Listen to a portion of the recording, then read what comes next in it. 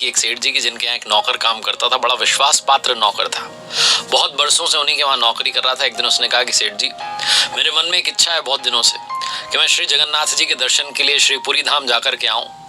अगर आप मुझे अनुमति दें, छुट्टी दें, तो मैं श्री जगन्नाथपुरी धाम जाकर के आना चाहता हूँ, भगवान के दर्शन करना चाहता हूँ। सेठ जी ने कहा, अरे अच्छी बात है, जाओ, अवश्य जाओ, और ये तो मेरा सौभाग्य है कि तुम जा रहे हो। अब मैं तो कभी व्यापार के सिलसिले में जा नहीं पाया, इतना मेरे पास में समय नहीं रहा। अब तुम जा रहे हो तो मैं तुम्हारे बहाने ही सही दर्शन कर लूंगा। और सुनो, मेरा एक काम करना, ये मेरे 100 रुपये लेकर के जाओ और भगवान के चरणों में चढ़ा देना और मेरी तरफ से जो है उन्हें प्रणाम कहना।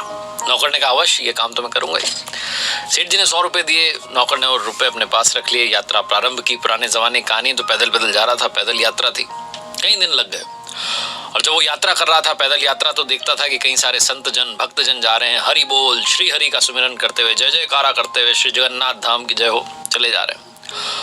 और एक जगह उसने देखा कि कुछ संत जन जो है संकीर्तन करते करते, भक्ति करते करते, पैदल चलते चलते थक चुके हैं, चेहरे से लग रहा था कि काफी दिनों से कुछ खाया नहीं है, भूखे हैं। तो उस नौकर को लगा कि मेरे पास में सेठ जी के दिए हुए 100 रुपये, इन रुपयों से मैं इनको भोजन करवा देता हूँ, और कुछ बचेंगे तो भगवान को चढ़ा भी दूंगा। और सेठ जी अगर पूछेंगे तो यही पूछेंगे कि पैसे चढ़ा दिए, मैं कह दूंगा पैसे चढ़ा दिए, इससे मैं झूठ भी नहीं बोलूंगा और काम भी हो जाएगा। तो उसने उन 100 रुपयों से भोजन का प्रबंध किया। 98 रुपये खर्च हो गए, 98 रुपीज, सिर्फ 2 रुपये बचे। और वो जो नौकर था वो सोचने लगा कि अब ये 2 रुपये चढ़ा दूंगा। वो दिन भी आया जब वो श्री जगन्नाथ जी के दरबार में पहुंचा, उनके मंदिर में पहुंचा, पुरी धाम में पहुंचा, और जाकर के उसने प्रणाम किया श्री जगन्नाथ जी के चरणों में। वो 2 रुपये जो थे वो चढ़ा दिए और बोला कि भगवान, ये मेरी ओर से नहीं है बल्कि हमारे सेठ जी की ओर से, उनका प्रणाम स्वीकारो, उनके 2 रुपये का जो दान उन्होंने चढ़ाया इसको आप स्वीकारो। उसके बाद वो वहां से आगे बढ़ गया, वापस उसकी पैदल यात्रा शुरू हुई। और वो ये सोचते आ रहा था कि सेठ जी पूछेंगे तो सही कि पैसे चढ़ा दिए, मैं कह दूंगा पैसे चढ़ा दिए। करीब 2-3 दिन उसकी यात्रा को हुए होंगे, वापसी वाली यात्रा को। तभी सेठ जी को एक रात में स्वप्न आता है। श्री जगन्नाथ जी उनको दर्शन देते हैं, भगवान जी, और कहते हैं कि सेठ, तुम्हारे 98 रुपये मुझे प्राप्त हो गए, तुम पर कृपा बरसती, आशीर्वाद देते हैं और अंतर ध्यान हो जाते हैं। सेठ जी की नींद खुल जाती है और सोचते हैं कि मेरा नौकर बड़ा ईमानदार है, उसने 98 रुपये चढ़ा दिए, लेकिन 2 रुपयों का क्या किया? ऐसी क्या मुसीबत आन पड़ी, ऐसी क्या उसे जरूरत आ गई कि उसने 2 रुपये खर्च कर दिए? कहीं कुछ उसे चोट तो नहीं लग गई, बीमार तो नहीं हुआ? बहुत कुछ उनके दिमाग में चलने लगा। इधर वो जो नौकर था अपनी यात्रा वापस करके जब पहुंचा इनके पास, तो इनको प्रणाम किया, नमस्कार किया, यात्रा के बारे में बताया, बहुत अच्छी रही। और सेठ जी ने वो प्रश्न किया जो उन्हें करना था कि पैसे चढ़ा दिए?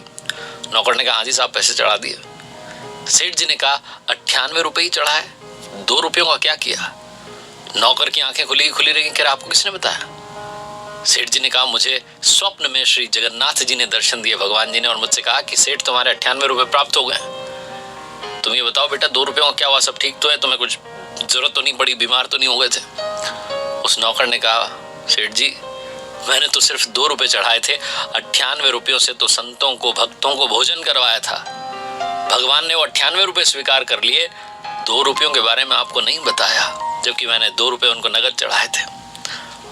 सेठ जी ने कहा, तुम्हारे बहाने से ही भगवान ने मुझे दर्शन दिए और हमें सिखाया कि जीव सेवा ही, मानव सेवा ही सबसे बड़ी सेवा है, सबसे बड़ी पूजा है।